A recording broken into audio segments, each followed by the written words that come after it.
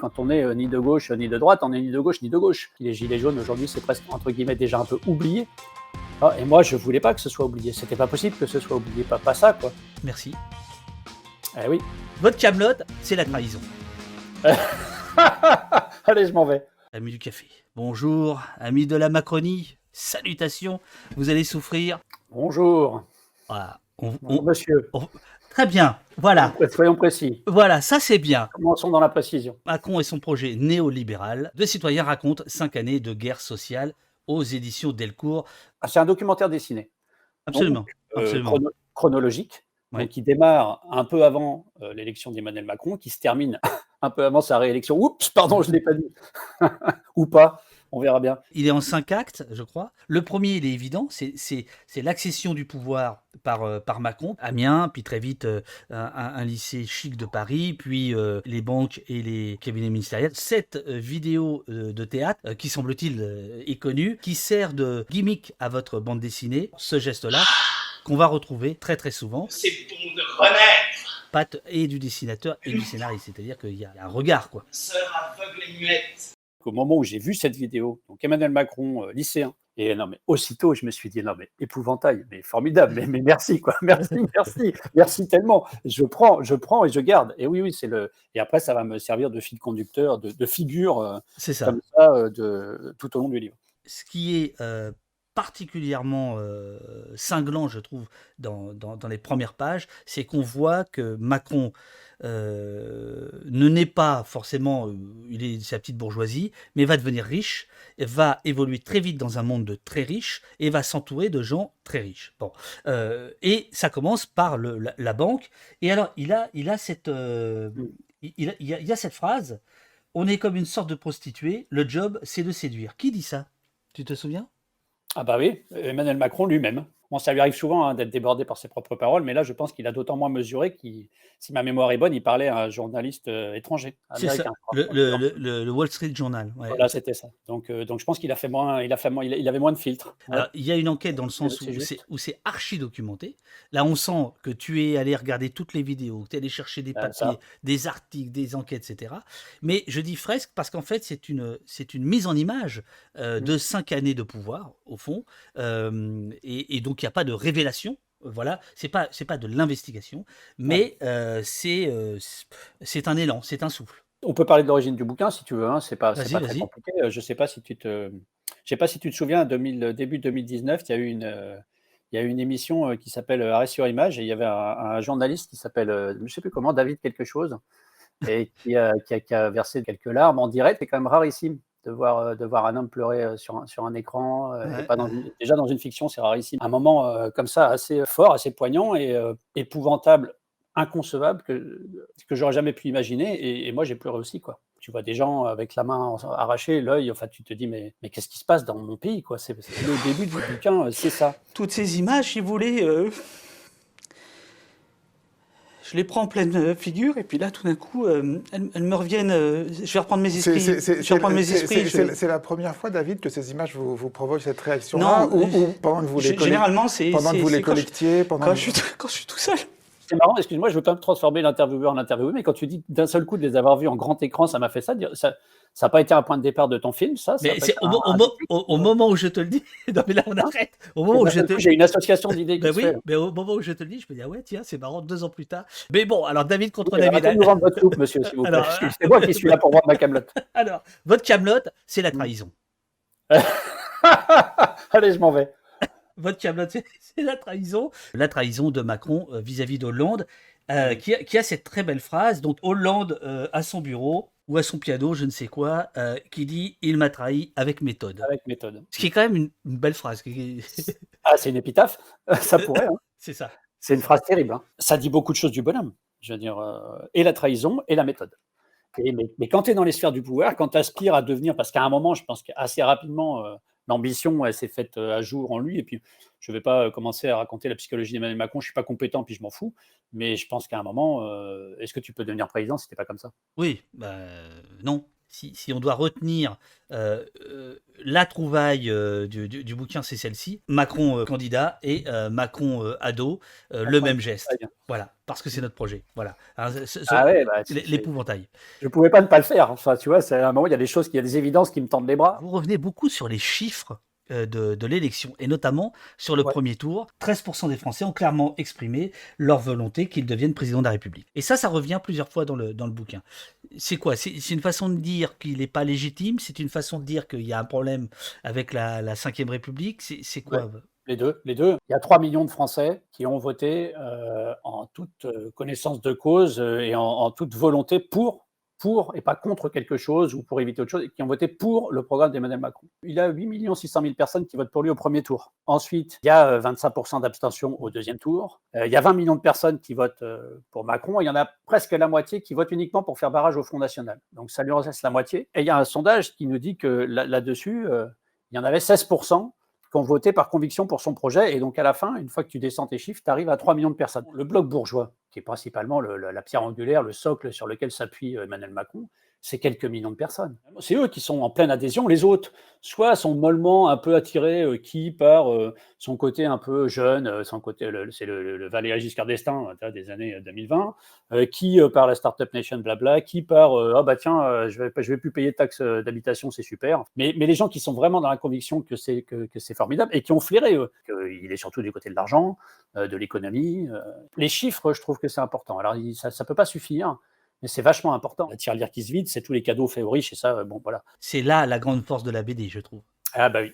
Il y a la question de la légitimité, il y a la question de la richesse, de ces gens qui ont quand même un patrimoine dingue. Macron, c'est l'entreprise au gouvernement. C'est le gouvernement devient une entreprise et les entrepreneurs deviennent des gouvernants. Quand tu as X millionnaires dans ton gouvernement, et c'est pour ça que j'en reviens à ce que je disais, Muriel Pénicaud, on fait un portrait, on la met de dos et puis on met l'ensemble de tout ce qu'elle a fait dans sa carrière, de tous les mandats, de tous les postes qu'elle a occupés et qu'il a fait aboutir à un patrimoine de X millions d'euros. Et vous le faites avec plusieurs protagonistes, hein? On le fait avec quelques-uns, on ne pouvait pas le faire avec tous, mais il y en avait beaucoup en fait dans le gouvernement. J'ai envie de dire, c'est tombé sur elle parce qu'elle avait un poste central quand même, ministre du Travail. Mais je veux dire, à un moment, quand tu es millionnaire, ça conditionne ta manière de penser. C'est pas possible autrement. Ben, bien sûr. D'où tu parles et d'où tu penses. Un millionnaire chasse l'autre et voilà. Et quand c'est un macroniste s'en va, ils en mettent un autre à la place. Il n'y a pas de souci. C'est pas une question. Encore une fois, c'est pas une question de personne. J'ai vu quelqu'un dans le chat dire oh, ça a l'air verbeux la BD. Ah, ça cause. C'est loquace. C'est pas Boulébile. Avec tout le respect que je dois à Boulébile. Comme il y a un art de la mise en scène, ça passe très très bien. Et il y a vraiment très régulièrement des trouvailles esthétiques qui résument, quoi. À chaque fois que je ressortais de ma documentation et que je revenais à l'écriture de l'album, j'étais toujours en train de me dire dramaturgie, sois pas chiant. La mise en scène, le dessin de Malo, le découpage qui dynamise, qui permet de respirer, etc. Et là, ça se passe comment justement entre le scénariste et le dessinateur? C'est des suggestions. Moi, je donne le texte de la case et je lui suggère des images. Il m'envoie la page et il a mis autre chose. Et là, on fait la bagarre. Ou pas. C'est un voyage dans le temps.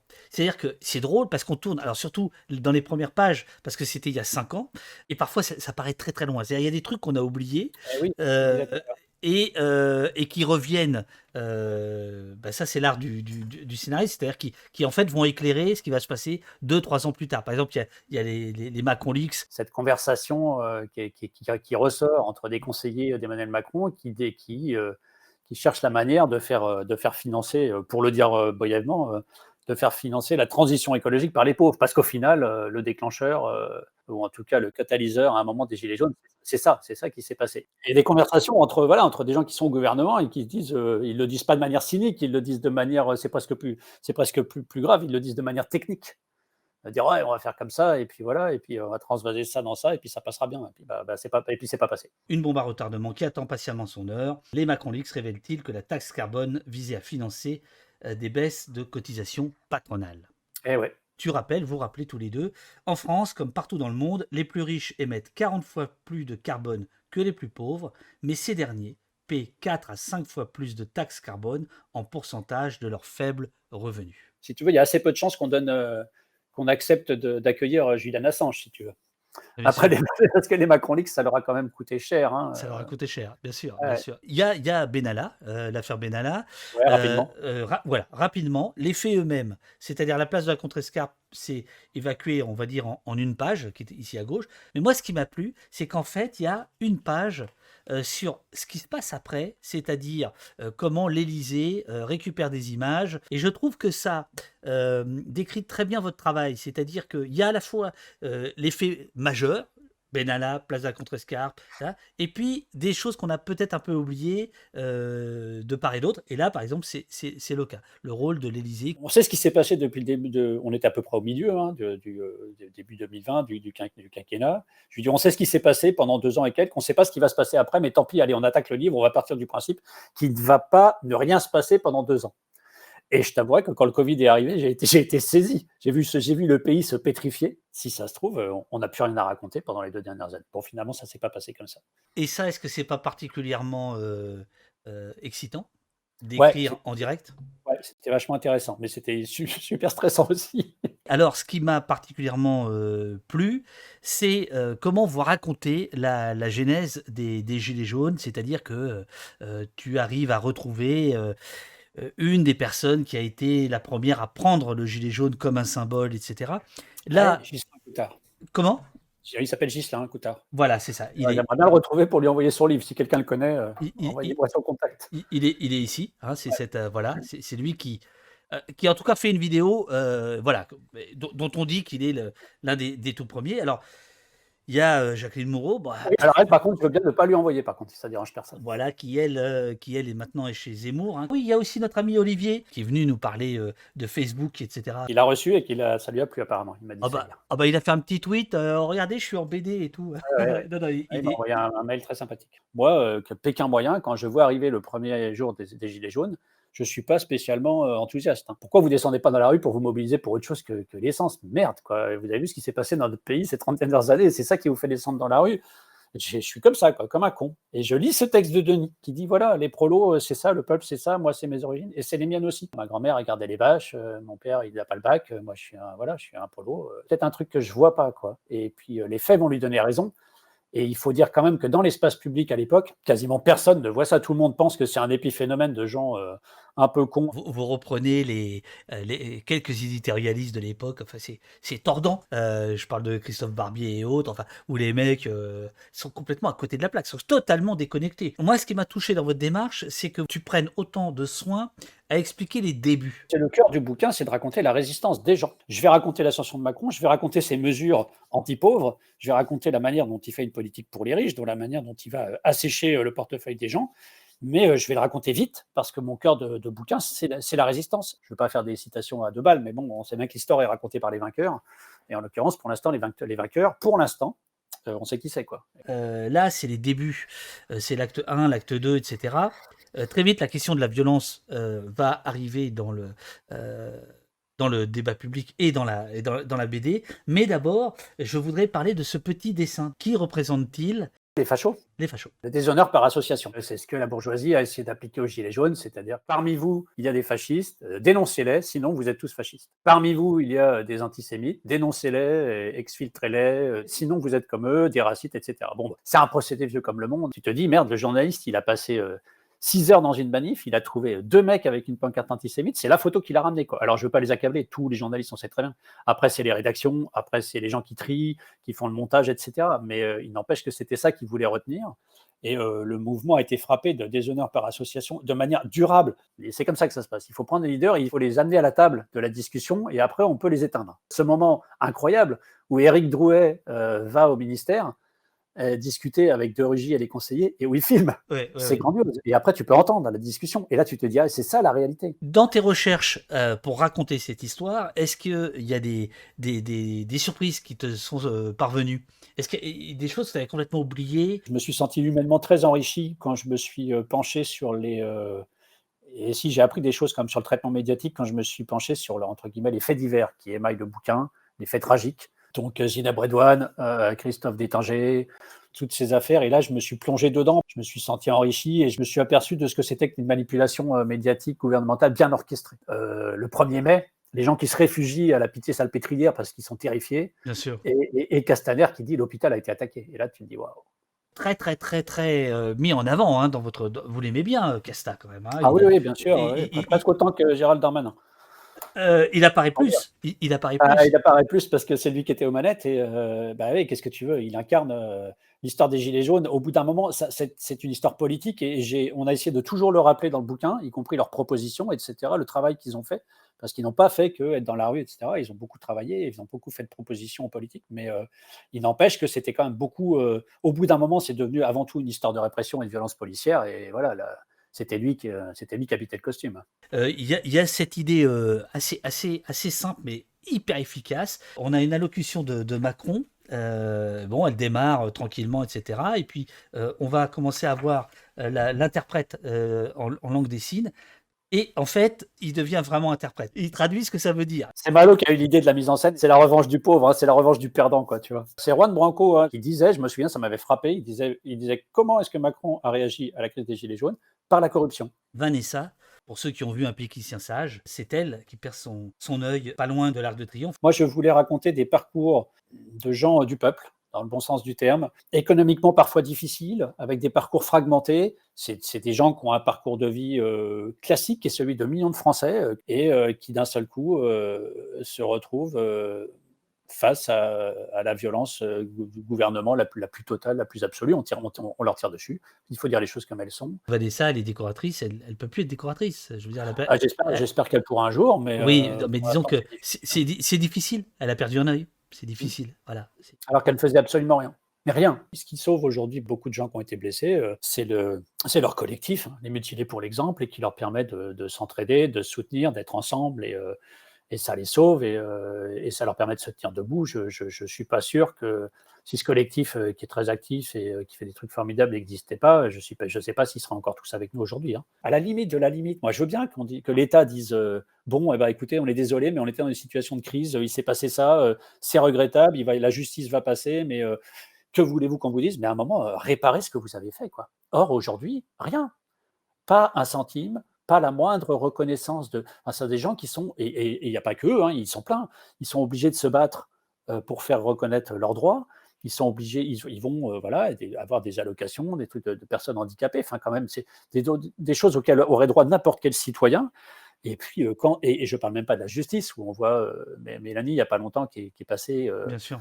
le coup de matraque sur les cervicales, non-lieu. Et là, j'ai reçu un petit email de Serge Dignacio. C'est un photographe qui documente absolument toutes les manifestations des Gilets jaunes et autres que nous avons reçues ici, qui avait sorti un livre de photos, qui dit que le livre est super. Il a lu votre bouquin. Il dit par exemple, les pages sur Christophe Détinger sont d'une criante vérité. J'y étais aussi. Les chapitres consacrés aux Gilets jaunes, j'y étais. Petite précision, l'incendie de la tenture du Fouquet's a été provoqué par un tir de lacrymo. La grenade a atterri sur la tenture.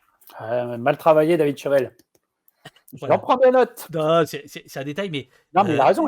C'est un détail qui compte. Il faut reconnaître que le quinquennat de Macron, il est un peu mouvementé quand même. Alors, j'ai envie de dire, il n'a pas été épargné, mais j'ai un peu aussi envie de dire, c'est de sa faute. Je veux dire, il y a quand même, là, tu passes entre les Gilets jaunes et le Covid, il y a les retraites. Bon, les retraites, personne ne lui a demandé. Hein. En 2018, les caisses sont à l'équilibre, personne ne lui a demandé de mettre son nez là-dedans. Tu vois. Donc, enfin, si, il y en a qui lui ont demandé, mais ce n'est pas nous. Donc tant pis pour lui, tu vois. Ce qui lui est arrivé, il l'a cherché, quoi. Oh, je vois un dénommé Carfriedem. Non. Ah, mais il a mis un M ou un N? Ouh, attends, c'est du vrai. Est-ce qu'on peut poser une question dont tu es sûr de la réponse pour être sûr que c'est bien la bonne personne? Si c'est le cas, je le désigne VIP, sinon c'est... Écoute, dis-lui de mettre le titre de la première BD qu'on a fait ensemble. Toc, 5 secondes. 1, 2... C'est pas un titre très long, donc il va réussir à le taper. Aïe, il répond pas.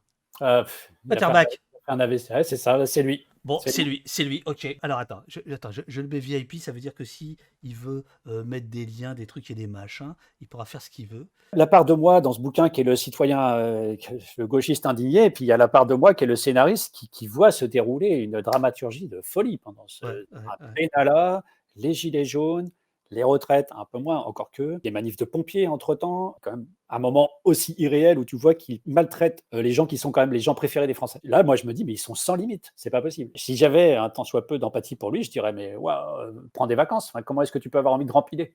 C'est super que ton complice en dessin surgisse dans le chat parce que Ouais. justement, moi je voulais m'arrêter sur cette double page pour te parler de travail. À Mm. quel moment ça se décide de dire tout d'un coup, on va faire une page avec un dessin qui est magnifique, une seringue avec des pièces.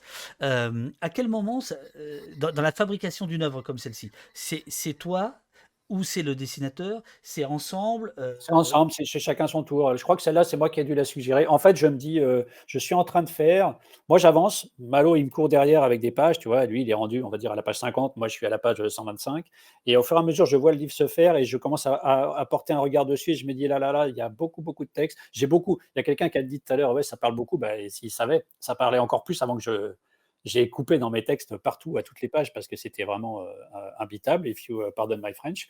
Et c'était vraiment trop dense. Et puis, il y a des moments où je me dis: «Il faut respirer» et il faut respirer dans le texte, bien sûr, si je peux, mais il faut aussi respirer graphiquement et ça, c'est, ce qu'on a une respiration graphique. Est-ce que toi, ces questions-là, ces questions policières, heu, t'importaient autant qu'elles prennent de la place dans la BD? Ouais, moi j'ai fait des bouquins avec des policiers. Donc c'est pour te dire, comme je suis animé par un mouvement anti-flic, j'ai fait une BD, qui s'appelle, Flag, il y a plus de 20 ans, où j'avais rencontré des gens de la BAC à Rennes à l'époque. J'ai fait une, bande dessinée, qui s'appelle 22 avec un policier, qui est sous pseudo, donc je peux pas dire, son nom, voilà, qui travaille dans un service, très, très actif, hein. Ils font des choses un peu musclées. C'est un copain et donc j'ai pas de souci avec ça. Donc j'avais déjà une, petite, une légère connaissance en tout cas, tu vois? J'étais ni anti-flic ni complètement à côté, mais Est-ce que ton regard a changé depuis 20 ans et aujourd'hui? ah ouais, complètement, complètement. Le monde a changé, tout a changé et puis, je sais pas, c'est difficile de faire des grandes phrases et tout, mais il y a une,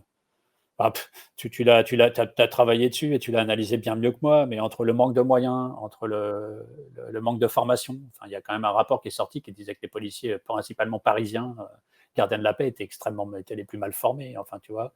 Il y a une, et puis au-delà des personnes, il y a une utilisation, politique, pas tellement de la police, mais de l'idéologie qui prévaut dans la police, tu vois? C'est-à-dire quand tu vois aujourd'hui ce qui est et je le montre dans le bouquin, qui sont ces gens? Comment ils parlent? Qu'est-ce qu'ils te disent quand ils t'insultent? Heu, pédé, gauchiste, pouilleux. Donc du virilisme, des gens de principe de droite, voire extrême droite et anti-pauvres. Donc c'est que en quoi on a transformé la police? Enfin, et c'est une espèce de milice, au service des bourgeois et donc il faut l'adresser. Donc il faut qu'elle soit, extrêmement, sur la force, sur le rapport de force, extrêmement dans l'hyper-virilité, l'hyper-masculinité. Il faut qu'elle, déteste tout ce qui est autre. Donc voilà, les gens d'origine étrangère, les gens, voilà, toutes les minorités, on va dire, bah, toutes les minorités. Et puis, et ça, c'est obligatoire si tu veux avoir une police qui défend la bourgeoisie, il faut qu'elle haïsse les pauvres, même si elle en vient elle-même des milieux populaires. Donc il faut la conditionner pour détester les pauvres. Donc il faut pratiquer un discours. Et là, ça rejoint ce que tu disais tout à l'heure sur les éditocrates. Je veux dire, faire un discours anti-pauvre, c'est aussi rassembler les troupes. Et c'est ce qui s'est passé. Et c'est ce que je dénonce dans le bouquin. Mais je montre aussi, enfin moi j'ai essayé d'être relativement juste, tu vois des extraits de documentaires de policiers qui disent mais c'est nos voisins qui nous jettent des pierres, on ne comprend plus. Et il y a un mec qui dit, hein, c'est dans un documentaire vachement bien, qui dit chez les CRS, il n'y a pas de notable. Mais qu'est-ce que tu veux faire avec ça? Moi, j'écoutais l'autre fois Mélenchon qui disait les gens peuvent s'indigner tant qu'ils veulent, mais quand la police fait une répression de manifestation, alors, il ne parlait pas dans le détail des faits, des tirs, etc., mais globalement, ils disent bah, elle fait son travail de police républicaine. Et c'est pas faux en même temps. Et, moi, je sais pas, c'est compliqué. Moi, mon point de vue, il a changé en ce sens que je pense vraiment qu'on a affaire à des gens qui sont aujourd'hui sous la coupe d'une idéologie haineuse. Je pense qu'ils se vivent aujourd'hui, pour beaucoup d'entre eux, seuls contre la société. Si, Et si. c'est hyper dangereux. C'est hyper dangereux. Est-ce que ce policier, tu l'as rappelé? Là, récemment ou pour la BD, en lui disant, Non, non? non, en fait, on ne s'est pas vu à cause du Covid, mais je vais te dire, j'ai très peur. Je ne sais pas s'il était dans la rue à ce moment-là. Et j'ai pas super envie qu'il me dise qu'il y était. C'est-à-dire alors je ne dis pas qu'il a tiré sur des gens ou quoi, ou un LBD, c'est probablement que non, statistiquement parlant, mais j'ai très très peur de ce qu'on va être obligé de se dire. Mais moi, je suis pris dans des conflits d'intérêts et d'émotions comme tout le monde, en fait, comme je pense, à part les gens qui sont pro-police sans réfléchir ou anti-police sans réfléchir, on est tous pris dans des conflits terribles. Quand tu vois la police réprimer des manifestants et que tu penses que la cause des gens est légitime, t'es pris d'effroi et tu as envie de leur dire mais non les amis, c'est pas possible, vous êtes avec nous, vous êtes le peuple. Et c'est ce que les gens leur ont répété à longueur de samedi, quoi. Mais si demain ils répriment une manifestation violente de militants d'Éric Zemmour, qu'est-ce que je vais penser, moi? Tu vois, c'est compliqué cette question. Qui est coupable dans ce qui leur est arrivé? Les gens qui ont armé la police, les gens qui ont donné les ordres, ou les policiers qui ont tiré? Ou les deux? Tout le monde se dit, bon ben voilà, Macron était au pouvoir, il a pris des mesures anti-pauvres, on peut le dire comme ça, pour les riches. Au bout d'un moment, les gens, ça a été trop. Entre ça et les petites phrases, on n'en a pas parlé, voilà, le mépris de classe. Les gens sont sortis dans la rue. Qu'est-ce que c'était les Gilets jaunes? Est-ce que c'était une révolution? Est-ce que c'était une révolte? Bon, en l'occurrence, moi je pense que c'était une révolte, c'était pas une révolution, puisqu'il n'y avait pas de projet politique, en tout cas au départ derrière. C'était une révolte. Qu'est-ce qu'a fait le pouvoir? Il s'est défendu pour rester en place et jusqu'à la violence la plus extrême. Et la question que personne ne pose jamais, c'est est-ce qu'il y avait un scénario bis? Est-ce qu'il y avait une autre possibilité? Est-ce que les choses pouvaient se passer autrement? Tout le monde se souvient de l'hélicoptère sur l'Élysée, de Macron qui tremble après l'acte 2, l'acte 3 et qui se dit mais voilà, je ne sais pas si je serai encore là samedi prochain, qu'est-ce qui va nous arriver? Donc violence extrême. Quand vous êtes aussi mal élu, avec si peu de gens qui vous soutiennent et qui soutiennent votre projet, quand des centaines de milliers de gens viennent, y compris au péril de leur santé, voire de leur vie dans la rue, vous dire que votre politique ne peut pas continuer. Quand ils sont soutenus par 80% de la population française, dans les sondages d'opinion, dans la vie, même si les gens ne sont pas dans la rue, pour des raisons qui les regardent, vous avez deux choix possibles. Soit vous dites vous allez rentrer chez vous, et y compris, et vous rentrerez de gré ou de force, et en l'occurrence de force, soit vous reconnaissez l'illégitimité de votre exercice de pouvoir. Vous reconnaissez que vous n'avez été élu que parce que les gens ne voulaient pas, parce que les gens ont voulu faire les castors et ont voulu faire barrage au Rassemblement national, que vous êtes illégitime et que vous devez. Mais moi, je ne peux pas complètement ne pas imaginer un scénario dans lequel il rend le pouvoir. Moi, ça me semblait humainement et politiquement juste. Ça me semblait être la chose à faire dans des circonstances comme ça. Et personne n'en parle jamais. Tout le monde se dit toujours ah ouais, les gens étaient violents, ils voulaient prendre l'Élysée, ah bah oui, ils leur ont tiré dessus. Mais non, en fait, je ne comprends pas en quoi c'est un scénario qui est incontestable. Moi, je le trouve contestable. Après, ça dépend qui on est. Et ça, c'est la question je ne comprends pas que personne, à un moment, dans les débats, ne parle de ça, ne dise, mais il y avait une autre solution, il y avait une autre manière de. Mais ça va. Alors évidemment, ça exige une autre idéologie, ça exige une autre manière de voir et de penser le monde, mais il n'empêche qu'il y en avait une autre. C'était pas, moi, je ne vois pas de fatalité là-dedans. Au fait d'avoir raison envers et contre tout, contre la rue, contre les Français, contre l'évidence, parce qu'aujourd'hui, c'est quand même ce qu'ils font en permanence. Enfin, on a tous vu les derniers chiffres de l'enrichissement des plus riches, de ce qui est en train de se passer dans la répartition. Ils sont en train de créer les conditions de la révolution. Hein. Moi, pour moi, c'est une certitude absolue. Quand on en arrive à ce niveau-là d'enrichissement des riches et d'inégalité de répartition, ils sont en train de poser des bâtons de dynamite les uns après les autres. Hein. Ça sautera parce que c'est presque les lois physiques qui font que ça ne peut que sauter. Voilà, c'est des pyromanes. Hein. Je questionne, je vois bien l'idéologie qui est la leur et à quel point ils sont isolés du monde et tout, mais à un moment, tu questionnes leur santé mentale. Enfin, tu te dis, mais si vous ne voyez pas où est le problème, quand quelques centaines de personnes vont détenir la moitié de la richesse nationale, si vous ne voyez pas le problème, le problème, à un moment, vous allez le voir et ça va vous faire tout drôle. Enfin, moi, je ne le souhaite pas, hein, mais c'est pas ça que je dis. Mais je veux dire, c'est pas possible que ça n'arrive pas. Mon cher David, c'était peut-être la meilleure conclusion possible. Bonne journée à toi, encore bravo et à bientôt.